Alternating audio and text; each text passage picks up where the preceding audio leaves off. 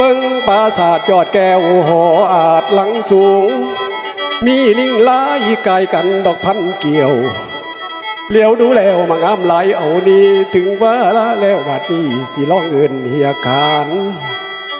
ก่อนผู้ข้าเสียกเอิ้นถึงแห่งดวงวิญญาณนี่คือขันมาลา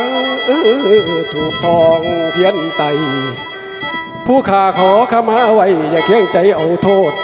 อย่าได้โกรธผู้ข้าย่ามขานเดินในด่วนมาก่อนผู้ข้าเสียกเอิ้นถึงแห่งดวงวิญญาณนี่คือขันมาลาถูกทองเทียนไตผู้ข้าขอขมาไว้อย่าเคียงใจเอาโทษอย่าได้โกรธผู้ข้าย่ำเขินเดินในด่วนมาเราว่าสาธุสาธุเด้อโอ้โห